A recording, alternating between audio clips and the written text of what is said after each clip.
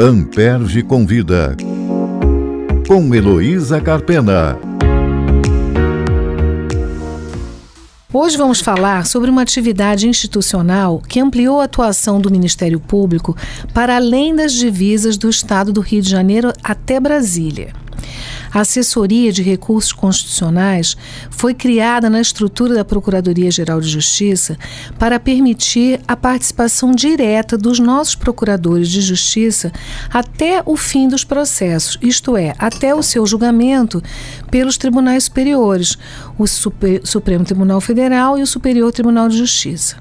Eu vou conversar sobre isso com a Procuradora de Justiça, Inês Andreiolo, que é titular da 2ª Procuradoria de Justiça Civil, junto a uma das câmaras de direito privado do nosso tribunal, é mestre em Direito Público pela UERJ e ela ocupou o cargo de assistente da ARC, a Assessoria de Recursos Constitucionais, desde 2012 e foi assessora-chefe de 2017 a 2023. Boa tarde, Inês. Eu vou começar lembrando aqui que o Ministério Público do Rio de Janeiro tem um certo pioneirismo nessa forma de atuação, pois há mais de 10 anos foi criada a ARC. Então, conta para nós um pouco dessa história, como foi se estruturando essa área de atuação. Boa tarde, Heloísa. Queria agradecer pelo convite. Na realidade, a ARC foi uma criação da Procuradora de Justiça, Nádia de Araújo. Eu, na realidade, não sei precisamente se a criação da assessoria foi quando a doutora Nádia era a assessora-chefe, mas, de fato, ela ganhou corpo com a vinda da Nádia. E, a partir de então, os procuradores de justiça, quando tomavam ciência de decisões desfavoráveis às teses do Ministério Público, remetiam os processos para a ARC, que foi desenvolvendo, a partir de então, ainda com uma estrutura pequena, uma expertise em fazer recursos, especialmente o recurso especial e recurso extraordinário, para direcioná-los ao Supremo Tribunal Federal e ao Superior Tribunal de Justiça. Isso tanto na área criminal como na área civil. Então, ela nasceu dessa forma e com o tempo, né, a demanda foi crescendo, né, trabalho chama trabalho, a gente costuma dizer, e esse número hoje em dia, enfim, foi crescendo ao longo do tempo, é muito grande. Então, os procuradores, eles podem fazer os próprios recursos ou podem remeter para a assessoria, não é isso? É isso, exatamente. Agora, é interessante a especialização porque esses recursos têm uma especificidade que é justamente a admissibilidade, né? Então, aqui no nosso estado, é a 3ª vice, se não me engano, né? Sim. Que faz o juízo de admissibilidade. Então, isso também, quer dizer, a especialização estreitou esse contato, eu imagino, né, com a 3ª vice. Como é que isso passou a funcionar? Sim, com certeza, né? Essa questão é um filtro, né, a admissibilidade, tanto aqui no tribunal, quer dizer, nos tribunais locais, como lá no próprio Tribunal Superior, né? Tanto o STJ como o Supremo, né? Existem uma série de óbices que impedem, por exemplo, os tribunais superiores não discutem fatos, né? Não se pode discutir fatos, também não discutem violação à lei local e daí por aí em diante. Quer dizer, é uma série de óbices que, como você falou, são questões ligadas ao juízo de admissibilidade. A gente tem que esclarecer isso porque nem toda a nossa audiência, né, de promotores e procuradores. Então, essa questão mais técnica, né, precisa ser esclarecida, que nem todos os processos vão até Brasília, né? Muita coisa termina aqui no nosso estado, não é isso? Então, só em alguns casos é que os processos vão chegar até lá. Está correto isso? Tá, lógico, tá super, isso mesmo. Aí eu imagino que o surgimento, né, desse trabalho especializado foi a partir da identificação de uma necessidade de especialização, é isso? Por que então destacar procuradores para essa função específica? Na realidade, procuradores e também promotores, alguns são destacados para isso, porque notou-se, como você disse, uma necessidade da nossa presença. Quer dizer, as nossas teses importantes, tanto na área criminal como na área especialmente de tutela coletiva, de prerrogativas do Ministério Público, elas precisavam ser discutidas e debatidas em Brasília, porque no fim das contas é a decisão dos tribunais superiores, no caso de lei federal, no caso de legislação federal, de questões federais, o STJ. E quando a questão é constitucional, o Supremo Tribunal Federal, são eles que vão dar a última palavra. Então, paulatinamente, foi se criando como a gente falou aqui antes, uma expertise em recorrer e uma necessidade de acompanhamento. E o que aconteceu foi que, em determinado momento, a gente já estava fazendo os recursos e já com alguma expertise em fazer recursos especiais extraordinários, mas a gente começou a sentir a necessidade de estar lá e de acompanhar de perto os nossos recursos, as nossas questões, por exemplo, de meio ambiente, que são questões muito particulares de... uma delas, eu me recordo aqui, a questão das encostas, né, com as chuvas que houve aqui no Rio de Janeiro. É um tema do momento, né? Nesse momento de novo, né, mas a gente teve aqui chuvas grandes que abalaram muito a cidade do Rio de Janeiro, também houve na região serrana, na região de Niterói, né, e essas questões são questões nossas, né, muito particulares e que mereciam um acompanhamento nos tribunais superiores, e por aí vai, em vários temas isso aconteceu. Até então, a estruturação para que esse trabalho fosse feito pelos promotores, era o Ministério Público Federal que fazia isso, correto? O que acontecia? Como é que funcionava antes? Pois desculpa te interromper. O que acontecia? A gente costuma chamar, para fazer uma metáfora, que era uma passagem de bastão. Né? A gente recorria, acompanhava aqui na terceira vice-presidência, e quando o processo ia para Brasília, como o Ministério Público Federal é o fiscal da ordem jurídica nos tribunais superiores, de fato ele a gente perdia a possibilidade de ter voz nessas questões. A gente começou então, e não só o Rio de Janeiro, né, outros estados, isso foi na realidade... Eu ia te perguntar, exatamente. Sim. Eu falei do pioneirismo, mas esqueci de perguntar se há outros estados que também têm essa especialização. Com certeza, hoje em dia todos, mas naquele momento Minas Gerais, Rio Grande do Sul, Paraná, o próprio Distrito Federal, né, o Distrito Federal e Territórios, e eu não quero falar aqui todos para correr o risco de ser injusta, mas uma série de estados, e a gente, na época, os estados, eu falando da gente, né, o Rio de Janeiro se reunia com os outros estados e fixamos estratégias para que então a gente conseguisse. E aí, por uma obra do destino, houve uma decisão em um recurso, uma decisão monocrática, né, que a gente chama, que é a decisão de um ministro que decide sozinho, né, o processo. Essa decisão, que era contrária, inclusive dizia que o nosso recurso era intempestivo, dizia que nós não tínhamos obedecido o prazo para interpor um determinado RESP, e esse ministro, que era o ministro Mauro Campbell, resolveu abrir a possibilidade, né, acolheu a nossa tese de que a gente podia, nós, Ministério Público do Rio, recorrer diretamente com agravo interno, que é o nome do recurso, para levar essa questão para a Câmara. E a partir de então, essa decisão foi... chegou aí, foi chegando, acabou sendo...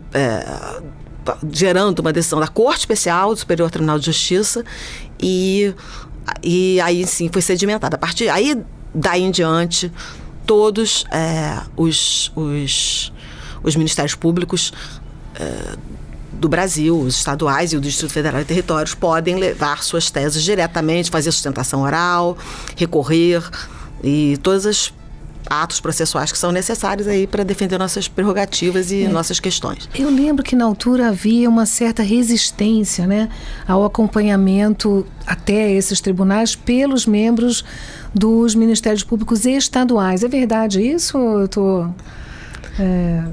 Dos estaduais ou federais? Não, eu digo que havia uma resistência ao acompanhamento pelos membros dos Ministérios Públicos Estaduais dos seus processos nos tribunais superiores, né? Uma espécie de reserva de mercado do Ministério Público Federal. É verdade isso? É verdade. Não é fofoca? Não, é verdade sim. É verdade sim. Eu me lembro, tive a ocasião de despachar na época com diversos ministros, né, lá do Superior Tribunal de Justiça, e na realidade soou estranho que atuasse perante uma corte em Brasília, que houvesse 2 ministérios públicos, né? O federal e o estadual. Mas se a gente pensar que é bom salientar, né, que a gente faz isso quando a gente é parte, né, nos processos em que somos partes, né? Então, se a gente pensar que lá a função do MPF é justamente ser fiscal da ordem jurídica e que nós somos recorrentes ou recorridos, né, porque também atuamos quando a outra parte recorre de decisões que nos são favoráveis, fica mais fácil imaginar essa dupla presença dos ministérios públicos, porque a função é muito diferente. Então, ainda quando o Procurador de Justiça estadual está funcionando como parte na sessão de julgamento, por exemplo, o MPF atua como fiscal da lei? Sim. Como custos legis? Como custos legis. E, por incrível que pareça, isso com o tempo, em alguns casos, obviamente, porque existem casos de divergência de posição, como você pode imaginar, mas em muitos casos a gente, inclusive, formou parceria com muitos membros do Ministério Público Federal na área de tutela coletiva. Isso foi muito comum. Em questões ambientais, em questões de improbidade administrativa, de consumidor. E foi muito profícuo esse intercâmbio, que também, como você falou, houve uma resistência inicial, mas no fim das contas eu acho que foi positiva. Internamente há uma divisão entre vocês na ARC por matéria ou todos fazem tudo? Como é que funciona isso? Internamente, na assessoria de recursos constitucionais, primeiro ela começou sendo uma só.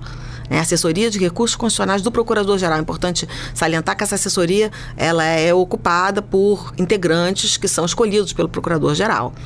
Né? São cargos em comissão. Não existe o órgão de execução. Né? Não existe. Existem os procuradores. Como você disse, os procuradores podem eles próprios também ingressar com os recursos. Mas existe uma divisão entre civil e criminal,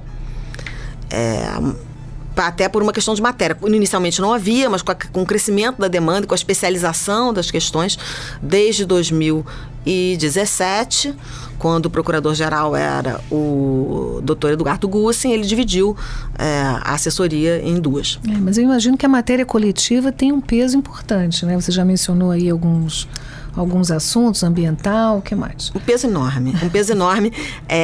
Eu diria, não sei, não tenho números, né? Mas eu acredito que seja mais de 90% dos recursos em que somos recorrentes e recorridos. Né? A matéria de tutela coletiva, justamente porque é nessa matéria, no cível, em que nós somos partes, né? No crime, nós somos partes em tudo. Né? Mas hoje eu acho que a grande vitrine do Ministério Público é a tutela coletiva, né? Mais do que o crime, você não acha? Bom, eu acho, mas eu sou suspeita. Eu também. Agora me conta, Inês, como é que é a participação, assim, o dia a dia, a participação prática nos processos em Brasília? Você disse que os procuradores, eles podem remeter, né, uma vez terminado, né, alcançado o julgamento no Tribunal de Justiça aqui do Rio de Janeiro. Se a decisão for desfavorável, eles têm a opção de interpor diretamente o recurso ou enviar para a ARC, né, para a Assessoria de Recursos Constitucionais. E aí, o que acontece depois disso? Não, acontece que aí o membro, né, enfim, o membro que recebe, ele analisa se aquilo, como a gente falou no início, é um caso possível de ser levado ao Tribunal Superior, porque alguns devem morrer aqui por N questões. E daí é feito o recurso e se acompanha para a distribuição do recurso, para que turma foi, quem é o relator. E aí, assim, nos casos mais importantes, mais emblemáticos ou mais sensíveis, e aí é uma seleção que se faz até, às vezes, por demanda dos próprios procuradores e promotores que procuram os integrantes da assessoria E isso vai acabando, que vai criando caso a caso, ou tema a tema, a necessidade da presença direta. E aí, quando há necessidade dessa ida a Brasília para fazer sustentação oral, despacho com os ministros, depois da pandemia ficou muito comum o despacho por videoconferência também, né? E tudo isso pode ser feito, é isso que acontece. E a existência da assessoria me parece que também permite uma coisa que é tão importante, que quem está de fora, né, da instituição, às vezes não se dá conta, que é o que a gente chama de articulação institucional, né? Que é justamente o promotor, o procurador e a pessoa que vai interpor o último recurso estarem em contato, né? Parece uma coisa óbvia, porque se você está numa empresa, num escritório de advocacia, isso acontece naturalmente. Mas no Ministério Público não é assim. Você acha que a ARC também cumpriu essa função? Acho que sim. Acho que a gente ganha muito com isso, né? Os promotores às vezes detectam uma questão e às vezes é o procurador de justiça que detecta. Assim, um exemplo, se eu pudesse dar para você, foi a questão da discussão de quem deve arcar com os honorários periciais nos processos de tutela coletiva, e naquele caso já havia uma jurisprudência formada a favor da tese do Ministério Público de que quando se requer a perícia num processo de tutela coletiva, quem deve arcar com o ônus financeiro é o ente público a que pertence ao Ministério Público, no caso aqui o Estado do Rio de Janeiro. E essa é uma questão importantíssima, né? Porque essas perícias são muito caras e complexas, né? Imagina uma perícia ambiental, a despoluição da Baía de Guanabara, imagina o que envolve, né? Um fato dessa natureza. E aí, quer dizer, havia uma jurisprudência sedimentar, havia inclusive um que a gente chama um tema repetitivo, né, que é uma questão considerada, estou querendo explicar porque, enfim, como você disse, nem todo mundo tem a formação jurídica. É um tema considerado pelo STJ como importante, em que ele fixa uma tese, né, e esse, o tema 510, era um tema fixado de que quem arcava com, mesmo após o CPC de 2015, quem arca com os honorários periciais é o ente público a que pertence ao Ministério Público. Mas houve, então, apesar disso, houve uma decisão monocrática no Supremo Tribunal Federal, uma ação originária do Supremo, nem era uma ação de tutela coletiva, nem era um RE, né, um recurso extraordinário, que determinou que o Ministério Público arcasse.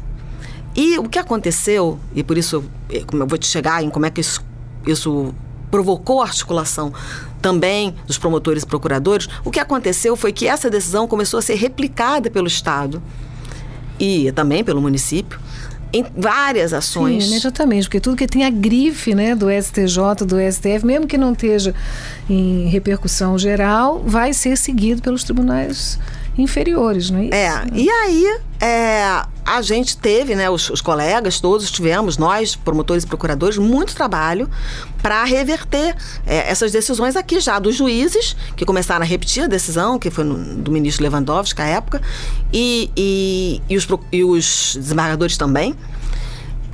Não eram todos, mas muitos casos. E o que a gente começou a fazer é fazer um trabalho conjunto e bem articulado entre as três instâncias, né? Tribunal Superior, Tribunal de Justiça do Rio e juízes de primeiro grau. E foi um trabalho muito interessante que retrata isso que você fala, porque a partir de então a gente tem acórdãos, nós podemos ver que tem acórdãos de todas as turmas do STJ reiterando, mesmo após a decisão do ministro Lewandowski, o tema 510. E há também, pasme, decisões do Supremo Tribunal Federal dos outros ministros e das outras turmas favoráveis quer dizer, que simplesmente dizem que é isso mesmo, que é o ente federativo que arca. Então é um exemplo importante, eu acho, esse da articulação e essa questão dos honorários periciais. Interessante. E essa atividade concentrada, você está pensando, né, nesses precedentes que se formam, né, propicia uma certa nacionalização da atuação, né, porque permite parcerias, por exemplo, com outros ministérios públicos, né, na defesa de teses institucionais e na formação de precedentes. Como essa situação que você narrou, né? Você lembra de mais outros casos? É verdade isso? Há mesmo uma nacionalização? Há mesmo. Já havia, né?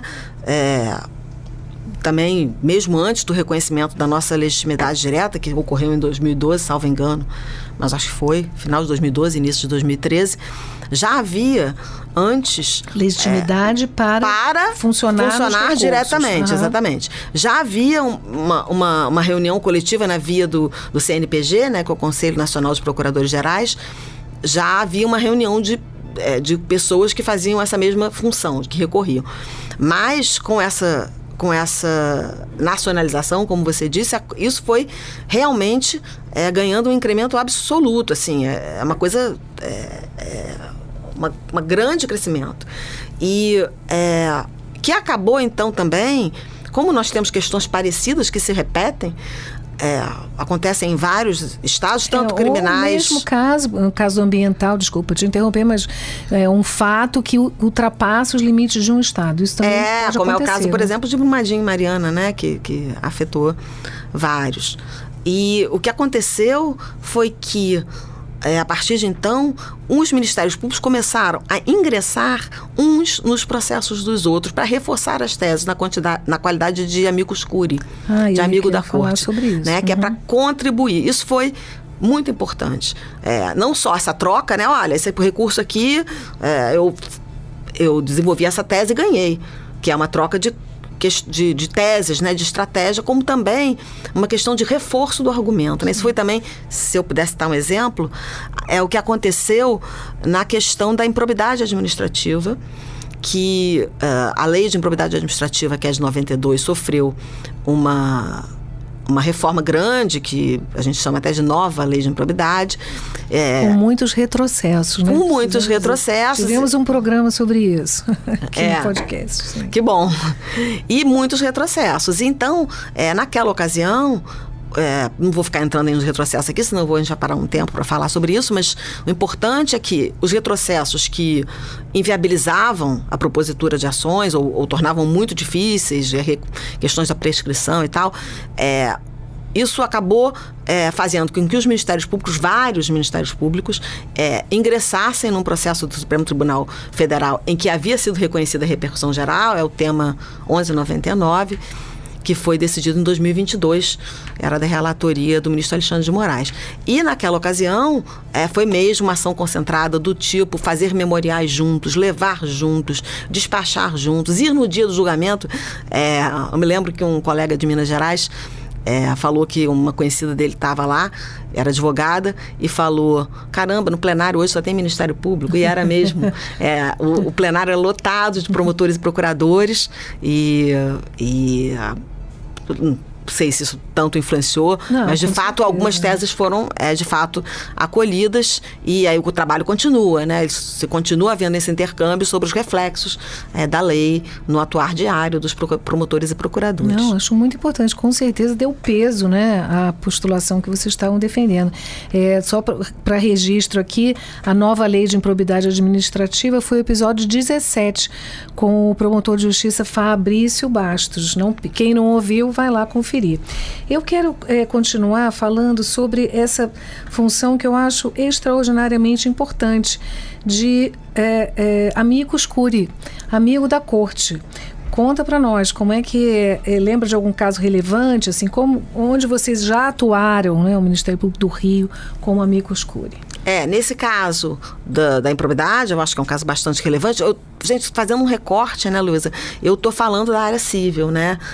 Eu acho que tudo que eu estou falando pode ser espelhado para a área criminal, porque tudo isso acontece também na área criminal, a reunião de esforços, as teses comuns, o ingresso como amicus curiae, tudo isso acontece da mesma forma e foi capaz de produzir efeitos muito importantes na jurisprudência criminal dos tribunais superiores. Mas eu, com conhecimento de causa, posso falar da área civil. Falei dessa questão da improbidade. Tem a questão dos honorários periciais, que nós também ingressamos, quer dizer, nesse processo dos